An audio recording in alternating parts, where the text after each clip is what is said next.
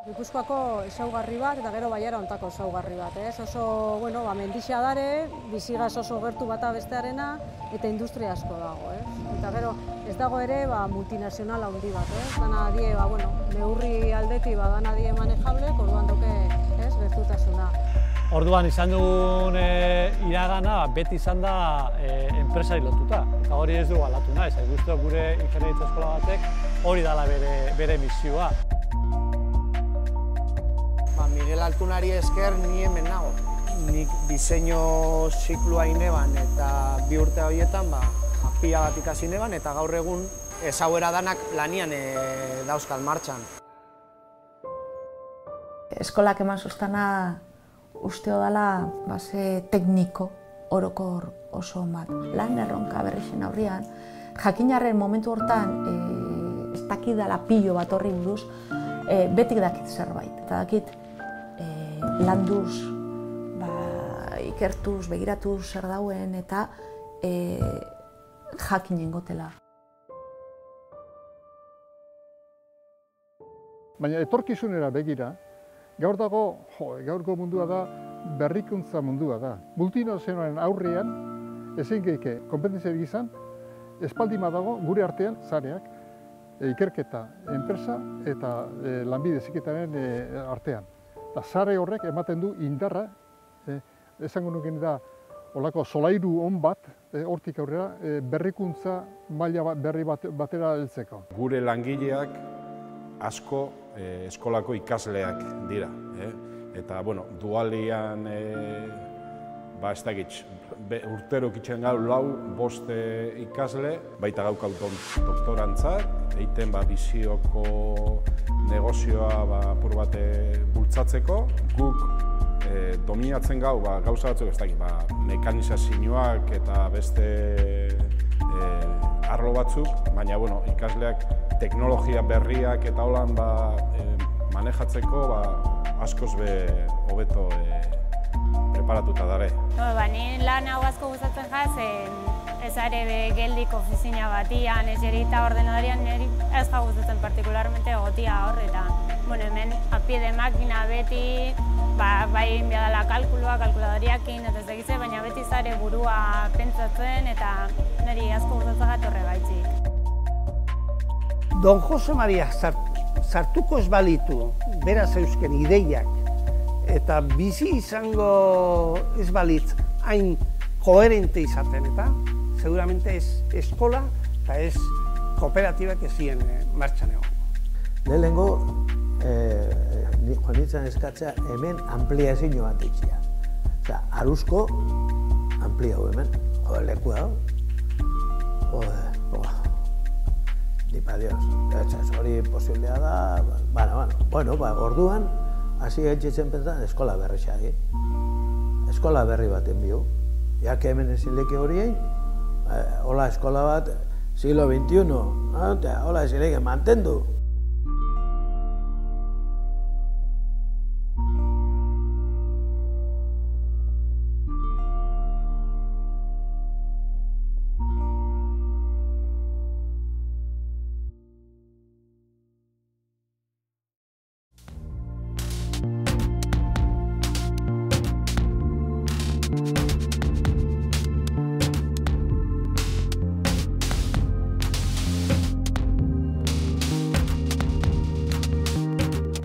Hau da gure eraikin berria, kolore aldetik, ez dugu mantendu gure urdinak, baina, pixkat lehen zautzen desun bezala herrian egon geha, erdigunean, eta hain ikusi, pixkat kanporagoaz, baina baita ere, Baiaran kokatzen baldin badegu, variantetik gertu, Baiarutz joteko, hasi bere alde onak eta bere alde txarra dauzka, aldeatitik herritik pixkatik ez itzen dugu, baina, Baiara begira pixka gertuago.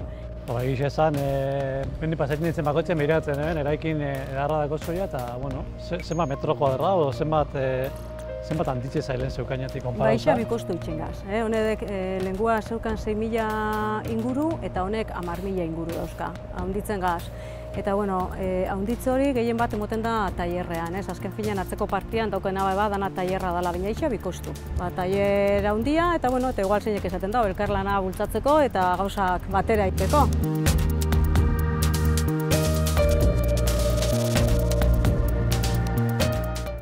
90 urte itzen ditugu aurten, eta bueno, gure irudia eta gure marka izen da zubia. 90 urte hauetan zu hioetatik gazte asko pasatu dira, oin amona dien asko, eta nahi genuen, behintzat naiz eta eraikinez aldatu, bizitza hori eta esperientzia hori nunbaitzen isladatzea, eta iruditu zitzaigun zubia zala punto honena hori isladatzeko.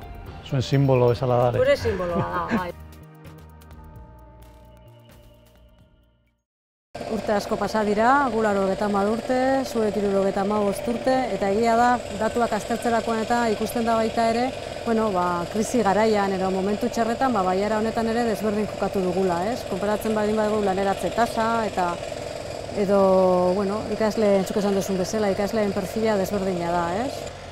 Egizia da, hemen bailaran be krisia nabaritu dela, baina dagoen enpresa motangatik, agian enpresak itxi beharrean, esan da petrina gehiago estutu eta danon artean aurrera eramatea, ez? Egizia da, sorte eduki dugula, inkluso ikerketan enpresak guan egin duen apostua handitu egin daue, krisi garaian baita, ez?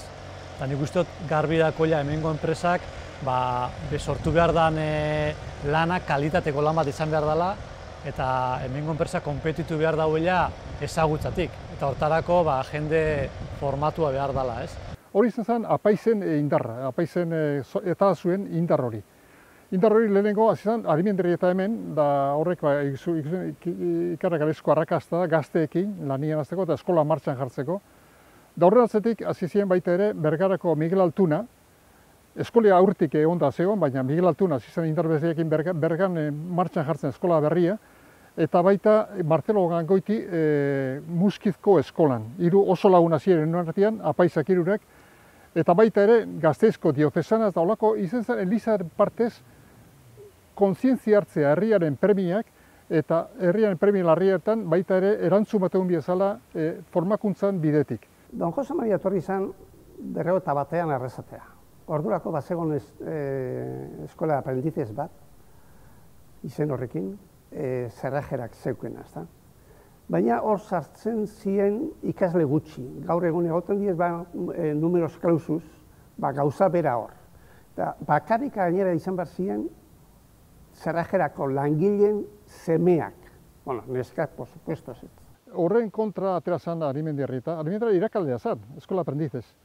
Eta zean horren kontra, esan ez, aurra zabaldu bezala herri guztirako, eta gainera kopura zabalduen bezala. Gazte guztiak bezala aukera ez fixatzeko. Hori ez zuen lortu. Ez zuen lortu, eta orduan erabaki zuen eskola berri bat sortzea, baina Zerrajerako eskolatik sortutako izen zan hori. Handik oinarri gantzaren. Eta Bergarako eskola be, Miguel Altunak egin zuen, baina lortu zen baita Bergarako Zerrajerako babesa. 1998an, ipini izan marcha la Escuela Elemental de Trabajo y Profesional Textil de Bergara. Lehengo eskolan, irakarle asko ziren enpresako teknikoak. Altosonosko ingenieruak, algonarako teknikoak eta bestia. Materiala altosonotik etortze zan. Osea, epoka bat izan zen oso Pizkat asenta uarte lanbidek iziketa gutxi gora bera, los años 60 y tantos, hortik aurrea, hasi zanean, asentatzen gauzia. Ordura arte, zeon dana interinagia zan. Orduan pensatzen du eskola bat sortzia. Eta hortarako liatu itenta, Don Jose Maria, hainbat industrialekin, jende asko parte hartu zuen dirua ematerakoan, eta hori izan 1993an lehen eskola. Zuzendari hasieran izan zen Zerrajerako gerentia, Don Jose Maria Agirre. Da gero garela sortzan semiai, bere semiai. Baina sekretarixua zen Don Miguel Altuna. Don Miguel da hone beti pentsatzen diruan nundik etara. Eta harremanak honekin, bestiakin, enpresa. Madridea joateko be, horre zabaldu zutzen atiak. Don Jose Maria Agirre, jaentia hor, horreia Madriden predikamentua zauken. Eta, hemendik gara aliatzea imposiblea zen, baina hemendik, Altosunoztik, kotxe berdinean joanara, diferentia da. Bane bi eskolaretako garrantzia handiko izan dien nire bizitzan. Hasi nintzen, 14 urtekin eman zidaten aukera, edo lanian hasteko, edo eskola lanbide heziketara joateko Bergarako elementalera. Dari hartu nuen aukera eskolara jarraitzeko, eta orduan 13 urtekin sartzen nintzen ja Bergarako eskolan. Da estudio nuen maestria industrial garai hartan, ziren 4 urte, da 13tik 17 urterainok. 17 urte bukatu genean, hasi nintzen ja lanian, zerrajeran lanian, Bergarako zerrajeran, elektrizista bezala lanian, mantenimenduan. Baina handik urte bira, eukin nuen aukera Mondrauen ikasten hasteko peritagia. Da hasi nintzen, lanetik kanpora. 8 ordu lanei, da gero, arrastea tortze ginen, atzaldeko 6etan, 6etatik 8etara klaseak emun, eta gero berriro Bergara, loetxea eta hurrengo nian lanera. Nik bukatu nuenien hori, adimendireta ditu zidan, eskolako irakasle izateko Mondrauen, da etorri nintzen, Mondrauera, da handik urte betera izendatu nuten zuzendari, eskolako zuzendari. Lehenengo 15 urtean zuzendari bezala, da gero zibideko zuzendari bezala, da gero izan nintzen baita eskolako lehendakari, gero unibertsitateko errektore, eta izan dut bizi guztien ekidot harreman estua Mondraueko eskoliekin. Eta Bergarakoekin baita, ez hainbeste, zatik nire eskolia bukatu nuenean aurra utzi nuen, baina bai Miguel Altunakin, nire laguna handia izan zen. Diru faltia, a ber, nola gestiono bioguk zentro bat espadoko rekursoik, ez ekonomikoak eta ez personalekuak. Ze, jentia, akabatzezan batek eskolia, eta, torzetxe klaseak emotea, baina etorri dien bila lako enpresatik. Eta hemen zeman kobra bihot, lau, eta han, 8, jomian naiz. Orduan, hori ekuazio hori soluzionatzea esan erraza, Eta honek idea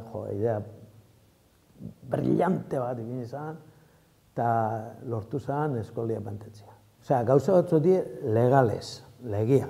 Hemen dago legia, bakitzu da, legia irakurtzen dut. Hemen beste kaldia da lo ilegal. Legiak esaten dago bemia eta gu itxen dugu, hori da ilegal, hori ez da legala. Baina dago beste espazio bat, eta nire hemen eskolan ibiltzen zanean, espazio horretan askotan ibiltzen nintzen, lo alegal. Alegal. Es ilegal, no, ¿dónde pone? Es que, no, eso es alegal, si es no.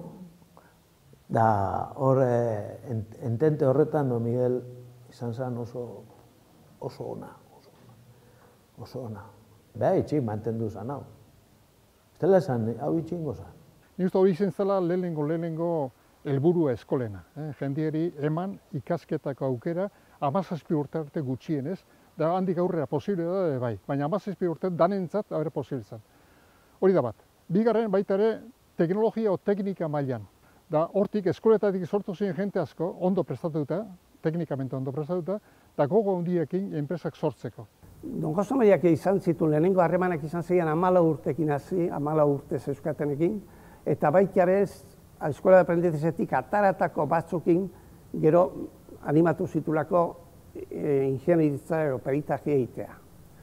Peritagia hasi egiten 57an, 8an ero, eta bukatu zuten hori 52an, pentsatu zuten ja, gu ja ingeniero gara, ero perituek, eta orduan zein behar dugu.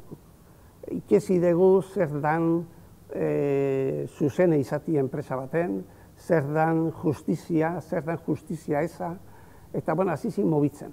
Egon zan alegin bat, zerrajeran, eta 4-5 gazte horiek proposatuta, eurok ziela ja ingenieroek eta prezeudela baitare laguntzeko enpresaren gidaritzapean, gidaritza hortan. Eta ezetza jaso zuten. Orduan pentsatu zuten beste zerbait egitea. Guk jarriko dugu martxan, enpresa berri bat nun langileen eskubideak zainduko ditugun eta irtera emango diaguna. Eta horrela sortu zen lehen kooperatiba. Pero eta 16an. Pero eta 16an intento bat kanpun, eta gero ja Arrasatera ekarri zuten Gasteizetik ona. Baina beti 5 horiek ziren Arrasateko Don Jose Mariakin ibilitako gazte batzuk. Enpresa asko sortu die eskoletatik formatutako jendearekin. Osea, lanbide berriak sortu die. Eta baita ere, zeuden enpresak indartzeko, teknikamente indartzeko. Hori zen da, bigarren tresna ikaragarria. Da nik izan beste bat baita, enpresa eskola herrikoiak izan diela. Euskararen alde, kirolen alde, kulturaren alde, formakuntzaren alde, osasunaren alde, hor lan asko egin da, eta lan asko egin dute enpresatik, eskoletatik sortoko jendeak o eskolak bultzatutako jendeak. Adibidez esango dut, Bergaran, lehenengo hauteskunde udaletxerako, lehenengo hauteskundeak, egon zirenak, 73an izan ziren. Eskolako jendeak prestatuko hauteskundeak, erdi klandestinoak, momentu hartan. Hauteskunde basea, baina inoiz egin bari zen hauteskundeak.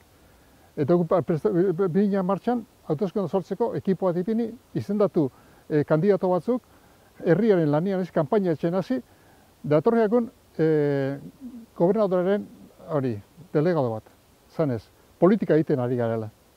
73an, Frankon garaian, Eta gu politika ez gu nahi dugu herrian dako agintariak egokiak ipintzea. Hori politika da, esan zego, hori politika baldin bada, politika egiten gabiz. Eta hori zaten, baina hemen eskola honetan ezin du, eskola publikoa eta hemen ezin duzu egin bilerak eta horrik politika egiteko. Bueno, aldeko hemendik. Eta joan ginean, Miguel Altunak bere etxera, abad etxera, bilerak etxeko eta prestatu duten, bere etxea, bilerak etxeko prestatzeko hauteskundeak. Hori eskolatik sortutako lana da, ez da hori bakarrik, eskolia bakarrik, eskolak gizartean be izan zuen olako lana handia egin zuen bai. Ja, baitea Zerrajeran ere, Zerrajerako eskolan eta eskola profesionalien 53tik hasita, ikaslek egiten zuten egun erdi lan eta beste egun erdi ikasi, ezta? Eta, ordura arte, bai Zerrajeran, bai Elman, bai edozein enpresa baten, egun erdi egin eta beste egun erdi ikastie, posible zan, gelditzen zielako gero, aprendiz gisa, lehenengo sartu Elman, adibidez, eta gero bukatuta gero estudioak, gelditzen ziren Elman lanien, ejemplo gisa. Eta, ailegazen momentu bat, enpresa horiek, ez zeuketela erantzunik nahiko entzet, gelditzeko ikasten, ordura arte ikasten egoten ziren ikaslekin. Beste arrazoi bat izan zen. Jende asko eskolan ikasi eta gero sartzen hasi ziren kooperatibetan. Eta orduan, zertarako hartuko ditut nik ikasle batzuk eskolatik, gero hemen espadia gelditzen. Hori gertatu zen, eta izan zen problema gogorra, ez da. Orduan, Don Jose Mariak, horbe jendie ja, hain pelma zan Don Jose Maria eskatzerakoan, pentsatu zuen eitie enpresa bat Alekop. Zertako Alekop? Egun erdi egin zezaten bertan eta beste egun erdi eskolan. Osea, jendie esan hasia ikasterakoan joaten beste enpresa batera, baizik eta Alekopen gelditu ziren. Lehenengo borroka izan zen, Alekop zer izan, kooperatiba izan edo soziedad anonima izan. Da nik gogoratzen naiz, Arimendirretekin eztabaidak, berak esaten zuen kooperatiben bia dela. Nik esaten soziedad anonima bia dela. Zatik ikasleak ez dauke ondiokan, esango nahi, ez da prestatuta enpresa bat aurrera martxa jartzeko. Da berak esan zian, espaldi motzu aukerarik ematen, inoiz ez diongo prestatuta, da aukeren biagatzu, enpresari izaten aukera izatia. Aukera euren biatzu ikaslei biatzu. Da hor sortu zen Alekop. Alekop 76an. Da, bueno, Alekop sortu zen, ondo joan da, enpresaki ondo joan da, lehenengo eskolako tailer batzuetan, gero ja pabello berria erosi ginoan, eraikin zen, baina orduan, ze ondiruik, eta ora kreditu lortzeko, Kaja Laboralek emundako kreditu bat, da irakaldeak abalautako kredituak izan zen, eskolako irakaldeak abalautako kreditua, Aleko martxan jartzeko. Ondo jonda, enpresa, da izen da netako, hainbeste urte pasatak gero, Alekoa daukan indarra, oin ikustia, zantzeo, jontxo, netako benetan pozgarria da.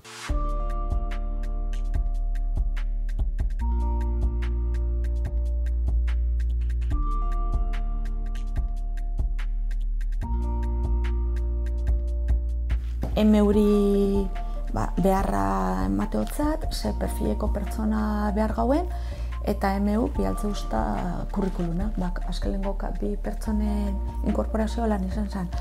Elkarrizketak ukin itxun ikasle ezberdinekin, bi aukeratu genitxun, eta bi horiek gurekin dazlanian. Emeuko hitzarmenakin sartu daitezke, edo Alekopeko hitzarmenakin.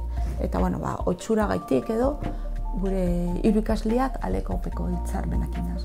Ni ingeniaritza informatikako ikaslea naz, Mondragon Unibertsitatean, aurten 4. mailan nau, eta abantaien hasi nintzen lanian, 3. mailan. Heldu zen lan oferta bat, eta ni modu nintzen apuntatzera, eta urte hasieratik ja mailanien nabil. Eta aurten 4. mailan, gradua maierako proiektua itxia tokatzen jaten, emoziosten aukeramen proiektua itxia, eta proiektua menin biot. 3. maila gurekin egiten da bie, horrek bidago zen, egun erdi ikasten da zela, eta egun erdi gurekin lanian daz. Eta gero proiektua dator. Eta proiektua, gauzak ondo badoia, ikasle posiba da, gu posiba gaz, proiektua guk aurkezten gau, edo guk emuten gau unibertsitatea baita, proiektu interesgarri batzuk eskolako nartu dixen ikaslea gurekin jarraitzia. Orduan, momentu hortan adibidez, gauen irurak proiektu egiten daz, eta daz, engauena da, hartu eta gure lan jardunean gaukauan proiektu berritzaileenetan eura sartu. Momentu honetan ditzugunak ingeniaritza informatiko egiten dabiltz. Orduan badakigu programazio lenguaietan berrixen ikasten dabiltzela eskolan. Orduan guk programatzaile pilua ditugu, baina nolabait berziklatzen ibilarren ezin litzaskegu danian berziklatu. Orduan, ikasle horiek ekartzen dabiena da baita metodologi berrixak edo batzutan aporta goitzen dabien lan taldetan, esan hau ja ez da holan iten. On ja metodologia hau erabiltzen da. Eurak eroso sentiduleki eta berazgarri xau izenleke baita euren proiektu moduan lan arrunt baten barik zerbait berritzailea eitia. Lanetik ikasi batera itxiak, azkenean gorra da hasieran, ikasteko denbora gutxi dukotzu. Baina, honek azkenean laguntzen zu denbora hobeto organizatzera, ikasitakoa azkenean praktikan ipintzen duzu, eta bere ezagutza askoz ezagutza gehiago ikasten dituzu hemen. Azkenean unibertsitatean ikasten ez duzuna, hemen ikasten duzu. Esperientzia hartzea da, importantiena. Azkenean kurrikulumerako horrek asko laguntzen dau, eta horretaz aparte dirua apur bat irabaztia ondetortzen da. Nola zu ikasle zara, eta orduan erakustatzuna da nagusien mundu hortan mugitzen, ja beste seriotasun bat tekin lan egiten dabien mundu hortan, guri pasau jaku, ikasleren batei esan bihar hasieran, hau ez dela joku bat, hau, serio gabiz, hau lana da, eta hemen proiektuak da jokuan, proiektuak badaz jokuan, bezerua dago jokuan, eta bezerua jokuan badau, enpresa dago jokuan. Duan, seriotasunatekin, ez? Nik ingeniaritza informatikoa nola ikasten dabien, programatzaile bezala nabil lanian hemen, eta benetako proiektutan. Adibidez, ibilinaz lanian eta nabil lanian Kataluniako enpresa garrantzitsu baten dako, konfiguratzaile bat programatzen. Eta, ben justo sartu da beste gura du enpresa horrek plataforma aldaketa bat, eta azkenean funtzionamentua bere aldatzea. Eta orduan dialesterraziko gare proiektu horrekin, eta hori izango da nire gradua mailerako proiektua. Bukatzen da bienean, behintzat enpresa bat ezautzen da bien. Eta argisa daukie zer nahi dabien eta zerrez, zer bi dabienein eta zerrez. Gauzak ondo badoiaz, eurak posi jarraitzen badabie eta guk posi jarraitzen bagau, ziurtasun bagaukau, bertan geratuko diela lanean. Orduan, kantera iteko modua da.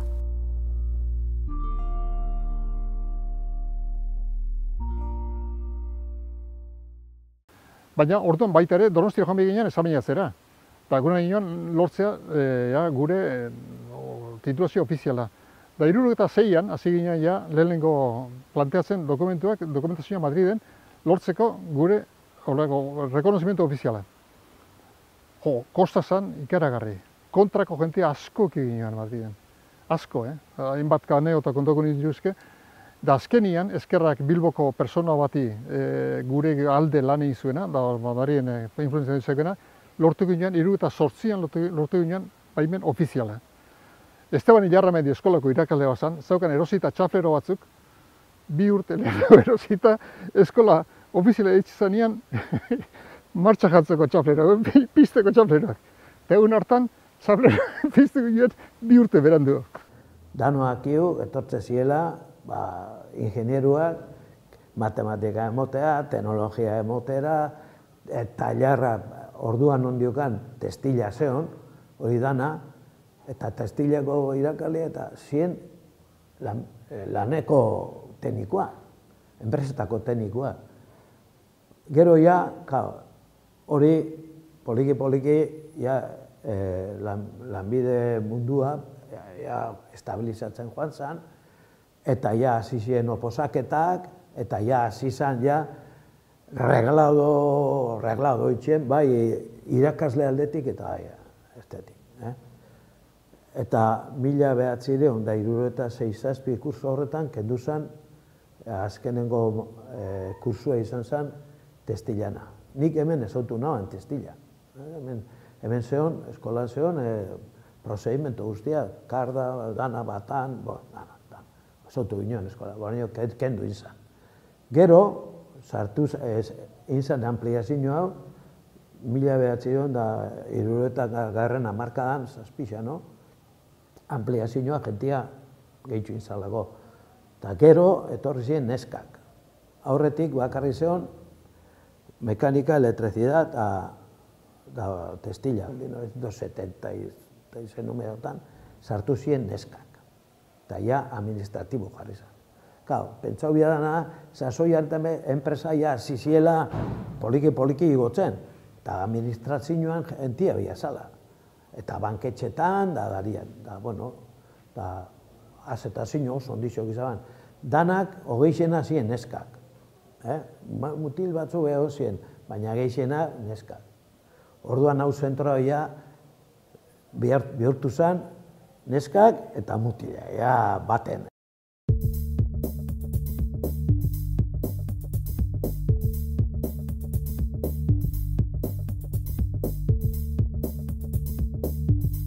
Aurten bukatu ditut ikasketak, finantza eta administrazioko goi mailako ziklua inot, Miguel Altunan. Ni Miguel Altunako ikasle hoia naiz, eta 2008an hasi nintzen ikasketetan berriro, diseinu ikasketetan. Sortau jaten aukera hau, Servitek enpresan sartzeko aukeria. Ikusi ginoan negozio edo enpresa aukera bat zegoela, eta, sartu nintzen Miguel Altunakin harremanetan berriro urrats bat proiektuan.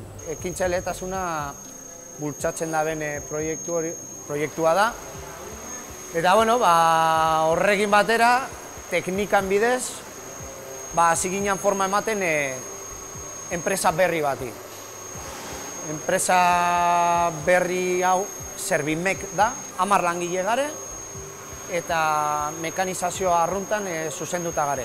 Ni etorren nintzanean, niri lagundu izen sostana, lehen esan dauen bezala, Servitek enpresatik, arrama bat bezala mekanizauko arramia da. Orduen bertako administraitzako pertsonak matxalenek erakutzi ostan, eta bere laguntzaz, bixon artien, eitzen gauen, Servimeken sorrerako horrek ekarten zauen lan dana.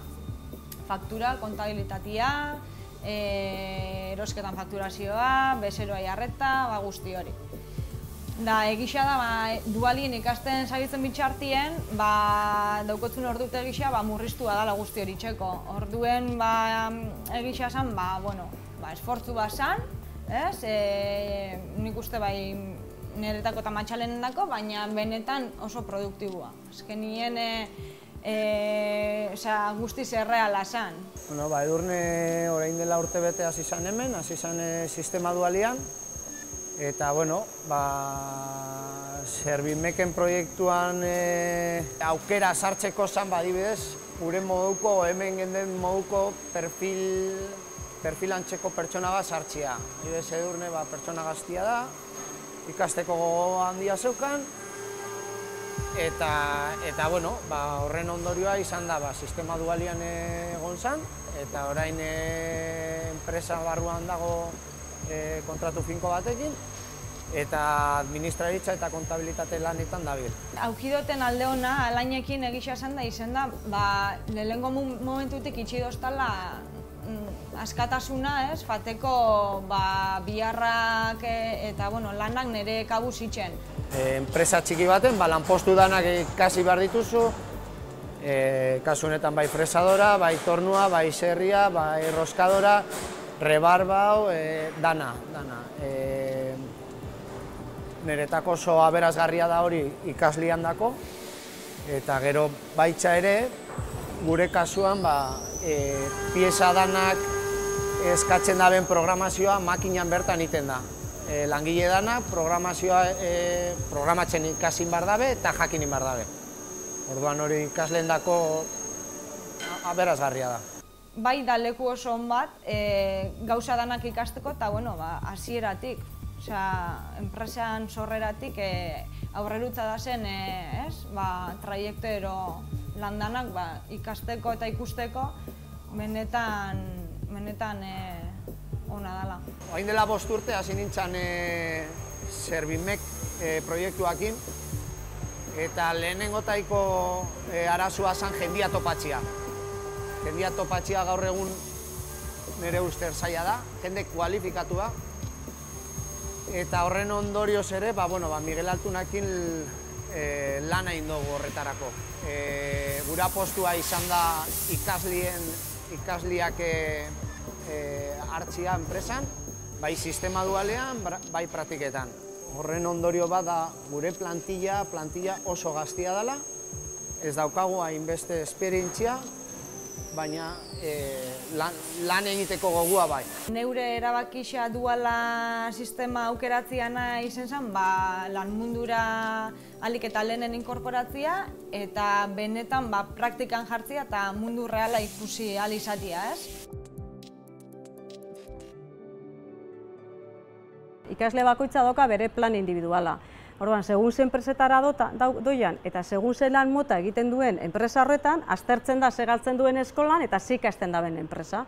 Eta orduan, eskolan ez da bena emoten, enpresan ikasten dau. Orduan, enpresan ere dauka instruktore bat, eta laguntzen dio eta erakusten dio. Ikaslea beti izan dago aukera, goizean ikasi eta arratzalean enpresan lan egiteko edo enpresakin proiektuetan sartzeko, eta hori beti izan duen zerbait da. Eta gure karrera amaierako, bai graduan eta bai masterrean egiten duten proiektua beti enpresari lotuta dago. Horan, guk iaia automatikoki lortu dugu dualtasun hori. Eta gaina ikusten da pixka logika, ez? Askotan esaten duzunean hau egin behar da, baina hau zehaitik. Baina juten dienean enpresara zergaitik hori ulertzen dabe. Orduan, etako aberatza da, bai alde batetik enpresak ezagutzen dabelako, eta bai pixkat ikaslearen formazioan inbulakatzen dira, ez? Hor ez da bakarrik enpresara jun eta produzitzera, ikasle hori dago formatzen, orduan, da beste ikuspuntu bat. Hau arrasteko eskola da oso berezia. Zentro kooperatibo bat, parte hartzen dutenak ikasleak, irakasleak eta langileak, eta enpresak, 3 zatien artean osatuta gaurko unibertsitatea. Demokratikoki oso ondo funtzionatzen duena, eta inok ez dagoela hola aginte bestiak inposatuko duena. Hori, zuk esplikatzen kanpuan, eta ez da, kontxo, hau da, benetan originala da. Benetan, hau da, munduen ez da, holako zentro bat, holan kokatu denik eta holan antolatu denik. Eta gaina, zentzura handia dauka. Hemen ezin egitzu gaur finkatu idea batzuk, gero, urrengo belaunaldietan jarraituko dutenak. Urrengo belaunaldiak euren ideak planteatu dute, euren ideak jarraitu dute. Da hortarako, zentro demokratiko baten biezu. Eta, oingo ideak, bali dute, oraingo. Da geroko ideak, geroko gizartek egingo ditu, baina proporzio horretan irakasleak parte hartuta, ikasleak parte hartuta, enpresa parte hartuta.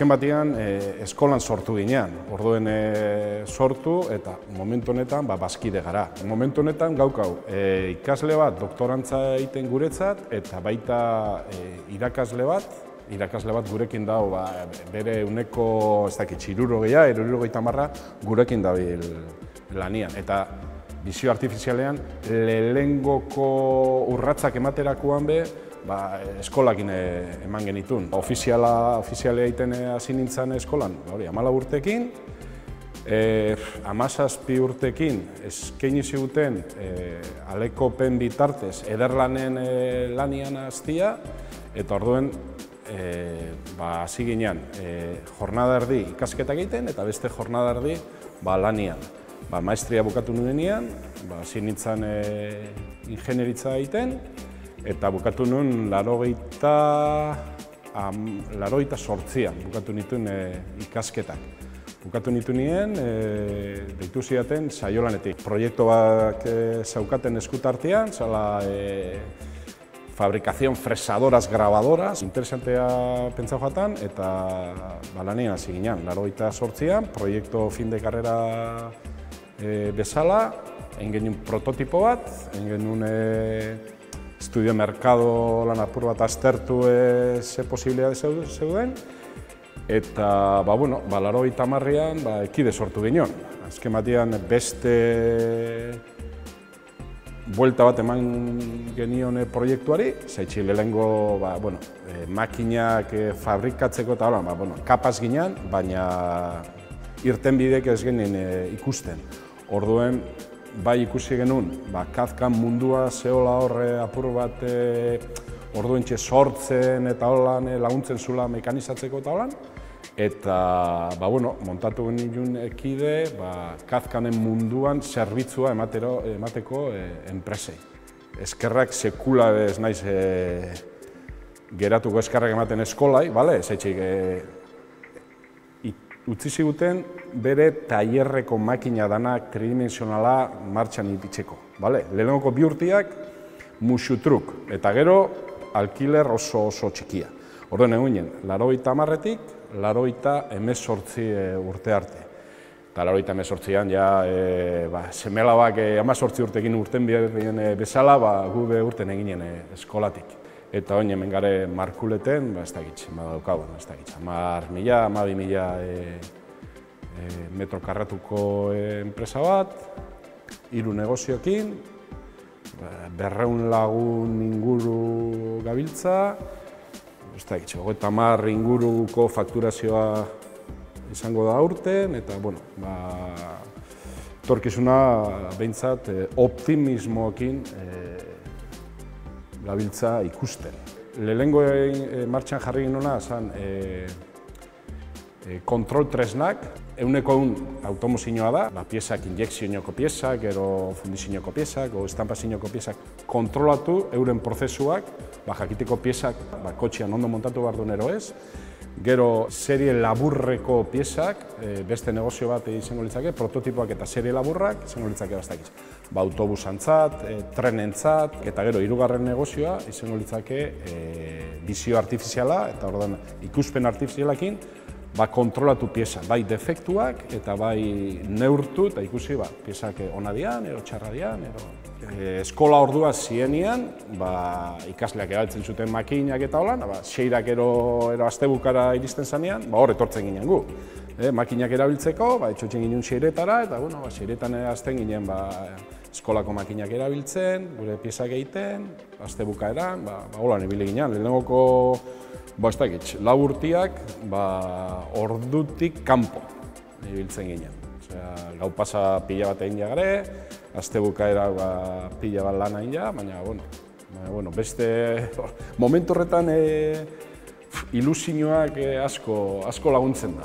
Enpresa montatu ginunean, administrazio arruan eta holako historietan guk zer gutxi genekin.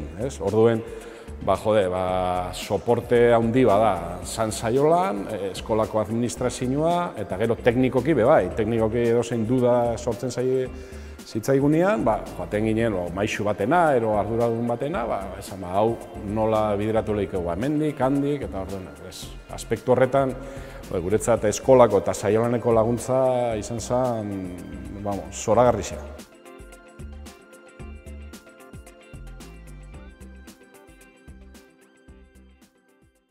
Nik ikusten dut, Bergara dela, Bergarako zentrua, hau elementala guretzako, oso zentro berezia. Gure harremanak, enpresakin, die eske oso zuzenak. Gehixena die enpresa txikitxako ertaina. Gehixenak eskolatik urtendako zuzendaria espada mando intermedio, lehen esatezan, mando intermedio guztiak eskolatik urtendako hasien. Guk telefonua hartu, eta jartzen da zuzendaria, gerentia. Ez langile batan, da gero ez dakiz zer, da gero aileu orduko gerentiana, ja, galdu da historizia. Hemen gauza oso zuzena die. Eta enpresarizua prest dago laguntzeko. Mekatronika jarri dugun adibidez titulo berri hori, hori ez da izan gure iniziatiba propioa, baizik eta izan da, enpresak zeukaten perfil horren beharra, eta beraiek exigitu dute, exigitu komilien kakotxartean, era honean, hori perfil hori beharrezkoa da perfil bat ikusten dugula, orain behar dugula, baina etorkizunean ere bai, eta haber nola moldatu eken, edo nola involukratu leheken unibertsitatea perfil horren edo behar horiei erantzun bat emateko. Ikerketan berdin, gure ikerketa lerroak beti daude begira enpresazen beharra zeintzu dian. Ez dugu ikerketa generiko ez orientatu bat ez dago gure baitan. Guzokun problema handi bat eskola, gure epokan. Zentruak zeuzkan bi taller mekanikoak. Bat erdi mailako esatzen zana eta bestia goi mailakoa. Erdi mailako zentrotan,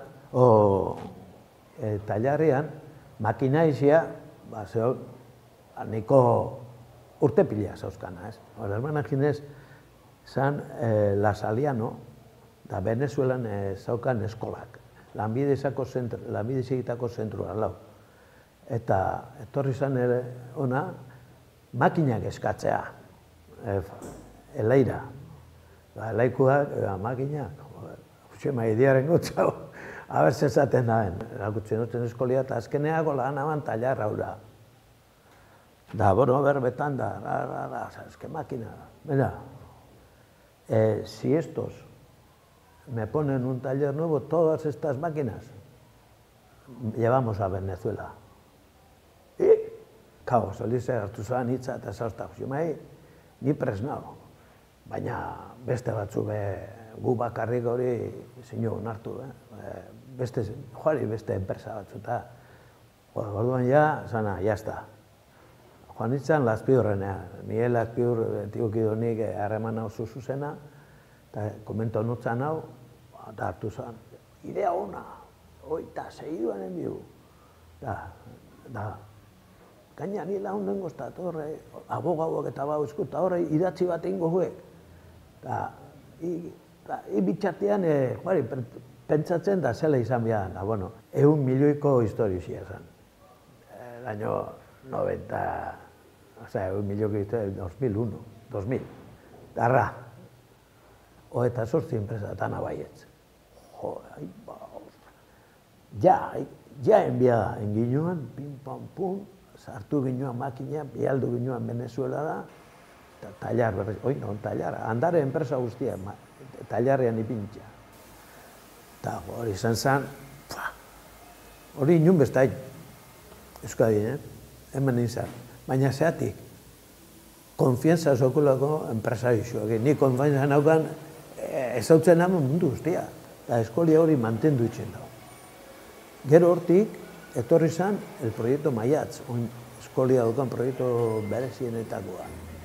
Ze joan ginean, orduan beste enpresa bat zegoen Ezenarro, eta esplika notzan gure plana, eta estoy de acuerdo. Sí, yo ya te voy a estar en ayuda, pero tú me tienes que hacer un favor. Tú dirás. Orduan zauken problema bat, eta zan, Horrek itxezen tornillo bereziak. Horre, ez die tornillo metrik kautxo, horre txinan etxen dube. Ez, tornillo bereziak automozinoako eta horrako. Orduan ze pasatzen da hor, tornillo berezi horrek itxeko, bialdu behar esate zeben, Italiara. Ze pasatzen zen hor, batzuk bialtzen zebenen ja, baina beste batzuk gelditzen Italian, proiektua. Eta gau, hemen eskoliak hor sartu behar da tema horretan. Bale, eta tema hori hola ziginean, enpresa baten problema batekin, eta gaur egun, dare hemen inguruko enpresa pila bat sartuta proiektu horretan, ze ez da bakarrik eszenarro problemia daukana. Tornilloak itxen da, enpresa guztia problema bedina ezoken. Eta gaur hori eskolan ja, eskolan da nivel bat oso altua, eta ja, espezialidade bezala gaina sartuta da ja eskolan. Osea, hori izan zen, beste, lehen esan duguna, baloratzeko ze nivel da hon, ze elkartasuna da hon, enpresa eta eskola. Zergatik nahi du inbertitu tesi doktoral baten Aulma Forja bezalako enpresa batek, ez?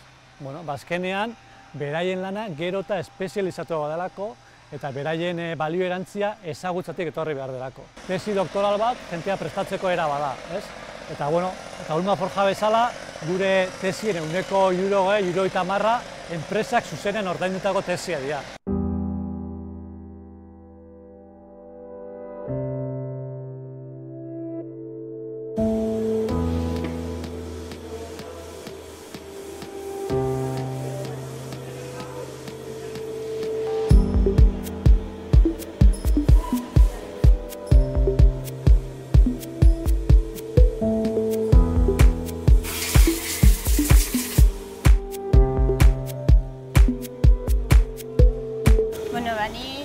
Ni hemen ibiltzen naiz, hemen itzen dut programia bertan, zu diseina itzen duzu eta gero nik itzen dut programia.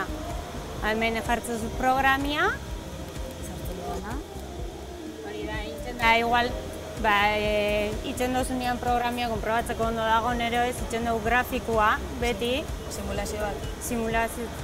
Eta hemen itzen duzu, inbiadaben pasu danak, eta ziozek eizkitzen baduzu, beti urtetza alarman bat, erola, eta orduan ez dugu, lehenengo hori arregla eta gero jartzen da makinia.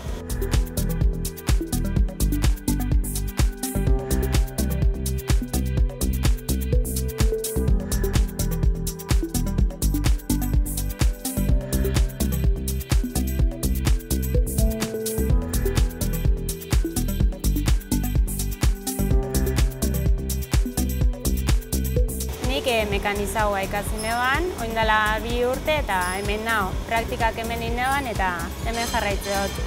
Gustora zait? Oso gustora, bai. Zaten da gizonen mundukoa dela, baina... Bai, hori da. Baina, eta zuk eragozpendikan ikusten duzu, emakume izan dikan hortako? Bat ez. Ez dakit, azkenian esaten dugu betikoa, ez? Indarra, bihar dela, lan fizikoa dela asko, eta... Zuk igartzen duzu? Nik ondo moldatzen naiz beti, gainera grua dauko, femintza, danetik, ozak ez da problemaik. Diseinua fabrikazio mekanikoan hasi nahi, aurten hasi dut, iaz hasi noan, eta oin dualian. Ulman nabiletzen praktikak, eta ikasi Miguel Altunan nabiletzen. Oso ondo. Diseinuan, izan biharrian, fabrikatu biharrian, dakigu zer dan egin nahi desuna, eta zuzoz, bere funtzionalidadian arabera, bere formia eta zer erabilera auki behar duen arabera, zuzoz diseinatzen, parte hartzen duzu baita ere sorkuntza hortan. Orduan, azken baten diakotak eta planuaken eta 3 dimentsiotan marraztu eta holako programak erabili. Zantez bai interesantia, batez ere gustatzen baldin bazatzu. Eta zegaitxik ikasi dozu hori, osare ikasten hori. Nire aportazioa geixo gustatzen esaten ikustia zer la aldan amatxu produktu batek, zela zer dan aldanaen hobetzeko, hori da interesatzen izaten da momentu hartamentzat, amarraztia, batez ere, euskate daka artistiko itxuri aldo ala euki aldo izan, baina imaginazio ere behar dezu, eta Eta zueren klasean zuzarete mutila gehiago, neskak, o... Bai, momentotan oso neska gitxikea, baina, bueno, poliki-poliki badiguaz neska sartzen. Ez daitu ulertzen dauk ere, bueno, aurre iritzi batzuk izan dira baina artekoa, beti izan da gizonen mundu hauak geixo. Kultura aldetikan hori dakaula. Beti ikusten dugu industria mundua dela geixo gizonezkoena, eta emakumea beti bixaldu izan da, ez da ditxo. Administrazio lanak eta etxea, baina ez dut uste eragozpeni dauan ikan hortatik. Emakumea eta lanbide heziketa teknikoa, egin ditugu jardunaldiak, danok ahoskatzen dugu, danok esaten dugu, bai, berdin da, baina errealidade bada eta murgiltzen baldin bazakeletara, mesua ez dela heldu, ero ez dugu lortu binomio hori oraindik. Gaur egun baita ere, lanbide heziketako ziklo teknikotan emakumeen presentzia oso txikia da, eta juten baldin baza beste alorretara, osasun alorretara, ero zerbitzu alorretara gizonezkoen presentzia ere txikia da. Estereotipoa mantentzen dira gizartean, eta lortu behar duguna estereotipo horrek apurtzen. Nik usten dut, lehen esan dugu 80 urte betetzen ditugula, eta 80 urte honetan industria asko aldatu da. Baina dukun irudia eta irudikatzen dugun industria da oin dela 80 urtekoa. Orduan, pentsatzen dugu, enpresa zikina dela, pixua bia dela, gizonezkoak ez darela, gaur egun gehienak, enpresa gehienak ez dira hola. Lanpostuak sobra daude, gero eta gehiago eskatzen da perfil hau, eta ez gara gai izango lanpostu kopuru hori kubritzeko. Eta Gabitz azkenean talentuaren erdia emakumea direla, beste motatako ikasketa batzutara bultzatzen dugu, eta gizartea hortara bultzatzen ditu, eta nik uste pena badala, zatik ingenieritzan edo lanbide edo ikasketa tekniko baten, etorkizun oso oparoa eduki izakete emakumezkoak ere bai.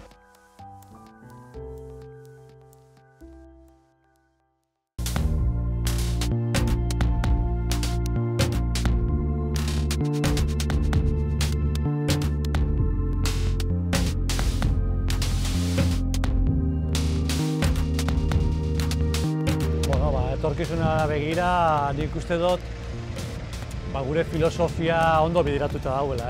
Gurena da gizarteari zerbitzu ematea eta gure esparrutxotik, eta hau da hezkuntzatik eta ikerketatik. Eta zerbitzu hona emateko eta etorkizunean ez dakigune zer gertatuko den eta nolako lanpostuak izango diren, gure obligazioa da fleksibleak izatea, bizkorrak izatea aldaketan, agilak izatea, arinak izatea gauza berria datozenean bizkorra asimilatzeko, era egoki baten transferitzeko bai enpresei eta bai ikasleei, eta horrela gure enpresak kompetitiboak izan daitezela. Azken finean, etorkizunera zagertu behar da jakingo bagenu, ez ginen hemen egongo, beste toki baten oso zaila da, orduan, egon behagatzen da, jentia preste otera, azken finean hori da laburpena.